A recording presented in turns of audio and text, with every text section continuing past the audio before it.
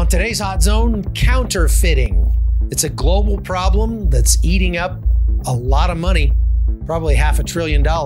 That's all coming up on today's podcast. Stick around.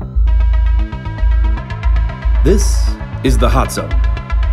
Engaging with the news in a whole new way, international war correspondent Chuck Holton brings insight into areas of crisis and lets you help those affected.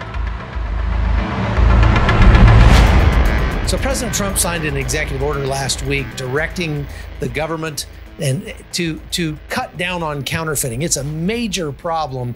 There are mom and pop stores all over the country that are really going out of business because every time they come out with a product, somebody in China counterfeits that product and puts it up for sale on Amazon cheaper than they can do it.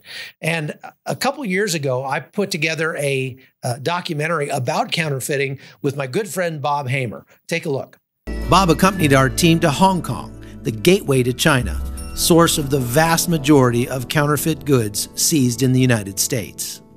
Bob and I have been going through the market here in, this is called the ladies market, night market here in Kowloon in Hong Kong. And Bob, we've been seeing, watches and clothing and you name it. You can find it a knockoff here if you want to. But what you were telling me is that it goes a lot deeper than just these kinds of products. Yeah, Chuck, it's much more involved than just the Dolce & Gabbana jeans and polo shirts. What we were dealing with counterfeit pharmaceuticals. In fact, we were purchasing counterfeit Viagra. Now, I'm not saying these were the little blue pills in a plastic bag. These were counterfeit Viagra that came in the pharmaceutical bottles with the instructions, Pfizer, Viagra, everything looked official. When it was tested, it was not Viagra. So here in Hong Kong, I noticed there's dispensaries and pharmacies all around here. I wonder if we could find counterfeit Viagra here. Do you have Viagra?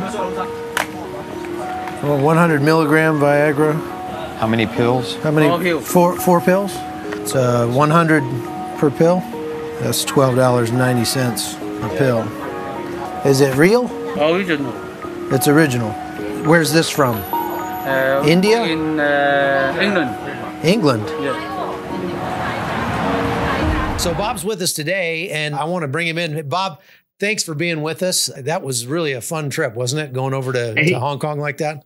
Yeah, thanks, Chuck. That was an experience for me, being right there on at Hong Kong and then on the border at North and South Korea, right there in the DMZ. Right. Now, you've got a tremendous amount of experience. I have to say it was a little uncomfortable. It was a little awkward going into those stores and shopping for Viagra with you because those guys thought we were together, I think. Yeah, we brought a few smiles to those merchants. Yeah, for sure. So anyhow, tell me a little bit about your experience with counterfeiting. And one of the things that I noticed in the reports from the press about the president's executive order last week is that they're saying it's actually a national security issue. Would you agree with that? Oh, yeah. I think with what we found, we started the investigation. Wait, before you start there, tell me a little bit about your background so that people know a little bit more about Bob Hamer and how you came to be the guy to talk to about counterfeiting. Yeah, I spent 4 years on active duty in the Marine Corps and then 26 years in the FBI. Much of my career in the FBI was in various undercover capacities. So I successfully played the role as a street-level drug dealer, a high-rolling drug dealer, a contract killer, a pedophile. I mean, I've had an awful lot of interesting experiences. But this was a case that began, we were targeting counterfeit cigarettes. And even the counterfeit cigarettes was a national security issue because we knew that counterfeit cigarettes were being manufactured in North Korea and China were coming into the United States. They were filtering down to mom and pop grocery stores that were owned by Middle Easterners who were using the proceeds from these counterfeit goods to finance terrorism groups overseas. So the Bureau had a real interest in shutting off the counterfeit goods coming into the country and then following them to identify essentially these mom and pop grocery stores that were financing terrorism with the proceeds from the counterfeit cigarettes. Yeah, that is really disturbing, actually, to think about. I'm here in Panama, and down here, every corner grocery store is owned by a Chinese family. For some reason, here in Panama, every industry is owned by a particular race or a particular nation of people. If you want to buy jewelry, you're going to buy it from a Jew. If you want to buy a used car, you're going to buy it from an Arab. Here in Panama, I don't know why that is, but if you're going to have a corner grocery store, it's pretty much always going to be owned by a Chinese person.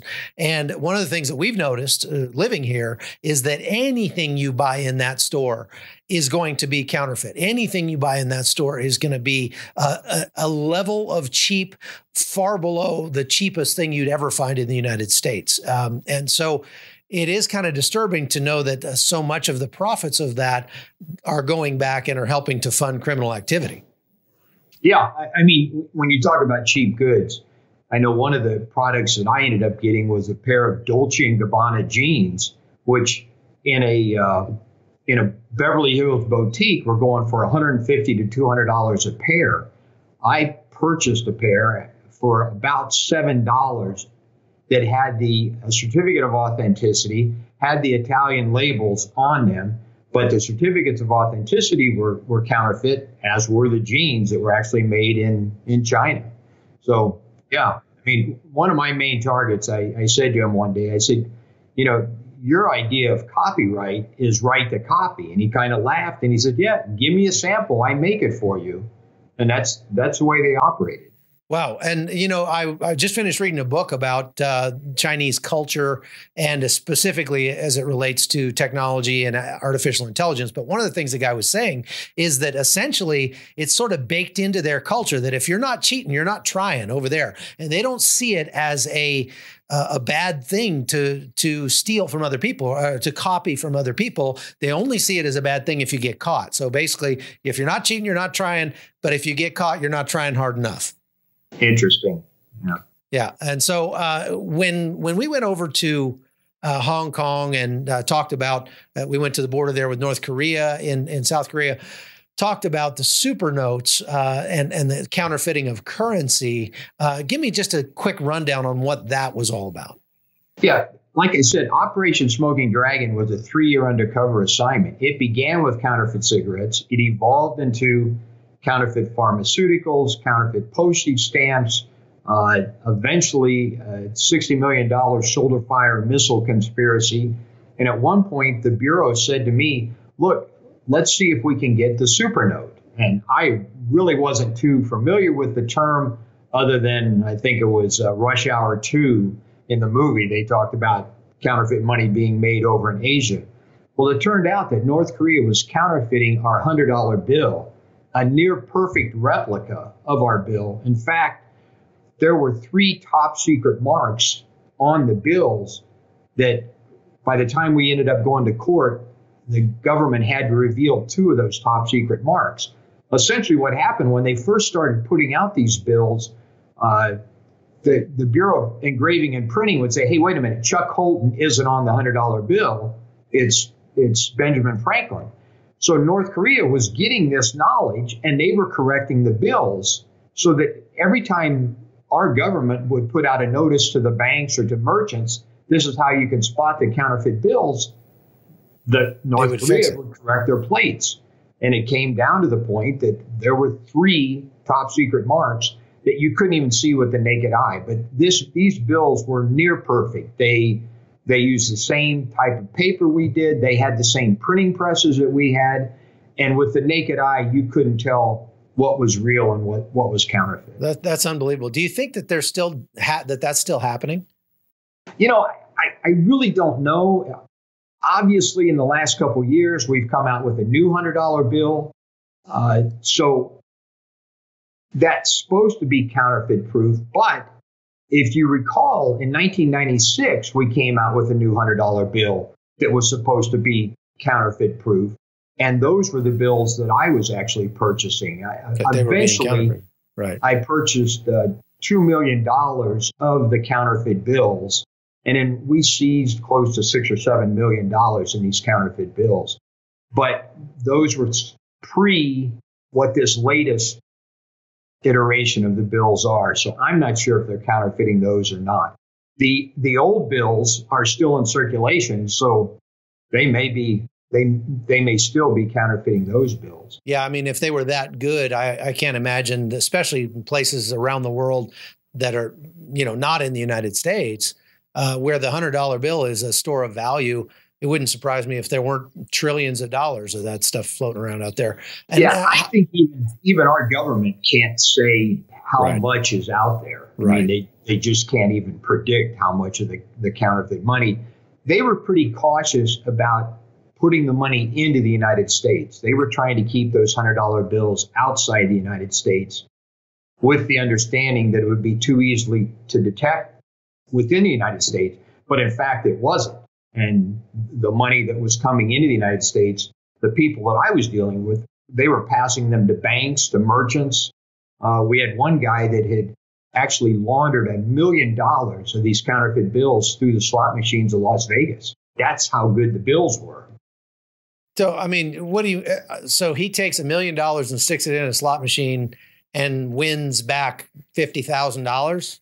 Yeah, it didn't matter. Obviously, when the money was fake, it didn't matter whether he won or lost, but he could put it into the machines. He could take it to the cages, buy the chips, Okay. and then go take them back. If he played and if he lost, he didn't really lose anything. And then if he won, he would take the chips back, or he would buy X amount of dollars in chips with the counterfeit money, then go back hours later and cash in the chips. I see. And he would get clean money. I see. Anything that he got back would be clean money. And so Sure. it's, wow, unbelievable. Well, I have a friend who is he has a mom and pop business and they sell stuff online. And he was doing very, very well for a long time, for many years, a very popular product. And then the last time I saw him, I said, "Hey, how things going?" And he said, "Man, we've been this close to bankruptcy so many times in the last couple of years, I can't even tell you."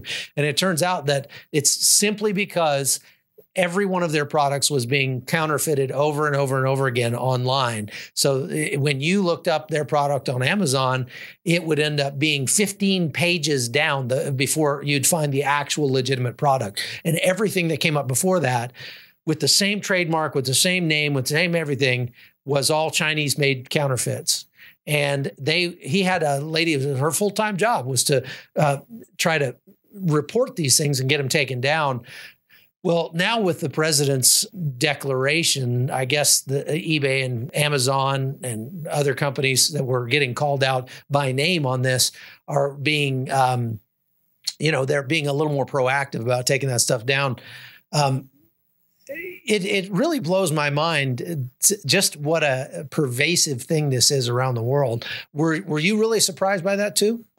I was surprised because at one point, and I mentioned a little earlier, they were counterfeiting our postage stamps. It was like, we're talking 37, 38, 39, 40 cents a stamp, and they were counterfeiting the stamps, and they were in the $100 rolls. It had the 100 stamp rolls. It had the barcodes on it. We ended up seizing, I think, 20 or 30 master cases of these rolls of tape. So if you just think what a $100 roll of stamps looks like, and you take a master case, which might be 2 by 3 feet, they were filled with the rolls of stamps. Tens of thousands of dollars worth of stamps. Yeah. And it was one of those things that I'm not sure the post office department, I don't know this, whether they even have the capability of determining whether the stamps are fake or not, because I think it just goes through the machine and it stamps it saying that this stamp is used. So they were counterfeiting everything, as you and I talked about. There was counterfeit Viagra. And when we're talking about the counterfeit Viagra, we're not talking about little blue pills that are in a plastic bag. They were in the pharmaceutical bottles with all the directions, all the instructions and everything. So it looked like what you would find at a normal pharmacy behind the counter. They were indistinguishable. When we went and saw those in Hong Kong, they were indistinguishable. That was amazing. So this kind of goes into kind of the greater conversation about China's dreams of hegemony and their full court press of industrial espionage around the world, where I've heard stories of them even, hiring a company to provide software for something, and they'll buy the software, get access to the code, and then cancel the contract and just reverse engineer the code and use it. Did you find that any of this kind of actually worked its way back to the Chinese government and their, kind of plans for taking over the world, so to speak?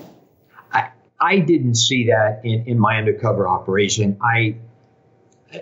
I'm not an expert on China, but I can't imagine that there's too much that goes on in that country that isn't known to at least some level of government intelligence and information, that they have to know what's going on. Well, I think that there should be a whole lot more that our country could do to crack down on China, our trade with China over that. I mean, so much of what they sell is sold to the United States. We actually have a lot of power in that. And I would love to see the president make a bigger deal about it, because in reality, it's really the small people that are being hurt by all this. And the cultural idea that if you're not cheating, you're not trying is not an acceptable way to do business globally. And so I hope that the work that you did served to kind of kick the ball off. And I hope that the Justice Department has run with that even further and will continue to do so. What was your greatest moment in wrapping up that case of the counterfeits?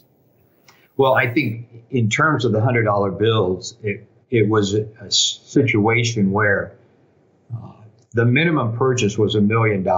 And so we had to put up $350,000. They were selling the money 35 cents on the dollar. Now, it's a long story, but essentially I had been making money hand over fist dealing with the Chinese. They were paying me roughly $60,000 for every criminal deal I did with them. So we were banking that money. In reality, when we purchased that $1 million, it was coming out of my undercover savings account. But still, the Bureau in Washington, D.C. was concerned that we were going to get ripped off for the $350,000. So when the money came to us, it came in the form of they'd sent a 20-foot container that was filled with fabric, rolls of fabric that were roughly 6 feet wide and 50 to 75 feet long. And each roll of fabric was numbered. So my contact told me, look, these are the 4 numbers that are on the rolls of fabric. Well, the container arrived. I'm not in an undercover capacity at this point. I'm at my undercover warehouse, and I've got other agents helping us as we're opening up the counterfeit. We're opening up the container. We're pulling out rolls of fabric. I mean, we just keep pulling them out and pulling them out. And it's like, when are we going to find it? It's not this roll. It's not this roll. We get to the last 4 rolls in the 20-foot container. So, and it's the 4 numbers that I'm looking for. So obviously they put those on first and then filled this whole van or this whole container with fabric, thinking that if customs did look at it, they're not going to unroll hundreds and hundreds of rolls of fabric. So now we get it and we're unrolling it. And I'm thinking, please, one, I didn't want to get stung, but I wanted to prove the Bureau wrong. And so we keep rolling it. My case agent and I, we're rolling the fabric and we're not feeling it. And then all of a sudden I sort of feel some lumps in the fabric. And I push it a little bit further, and there are the rolls of fabric completely laid out with the bundles of $100 bills taped to the rolls of fabric. Well, did you turn it in after you got back from Hawaii or before? Yeah. The funny thing was, as the whole case wrapped up. Funny, they only sent $750,000. I don't know what happened. Yeah. When the whole thing wrapped up, North Korea was going to make me the exclusive distributor of the supernote. And they were going to give me $40 million a year to distribute. And then, of course, we wrapped up the case. We between what we did on the East Coast and the West Coast, we indicted 87 people. And I always said I never kept any samples, so I still stuck with the bureau salary. But and it was certainly an interesting case. And once we were able to come up with the money, it was kind of fun because on January 26th of I think 2005 or 2006, President Bush gave a press conference and he said, "Hey, it's an act of war to counterfeit another nation's currency. In North Korea, knock it off. We know what you're doing," because we had finally had proof that they were manufacturing the super note, the $100 bill. Right. Yeah, for sure. And it is an act of war. So kind of puts you on the front line in a way. Well, I appreciate your service to our country. And thanks for coming on our show. It's been pretty illuminating, to say the least. And I hope to get you on again sometime. Thanks, Bob Hamer. And thanks, Chuck. Out in Hollywood, California. Where are you? You're in... yeah, whatever. Somewhere in California. All right. God bless you, Bob. That's it for today's Hot Zone. Thanks for watching. I'm Chuck Holton, and we'll see you back here again tomorrow. The Hot Zone is produced by Amy Holton and Livefire Media. Copyright 2019.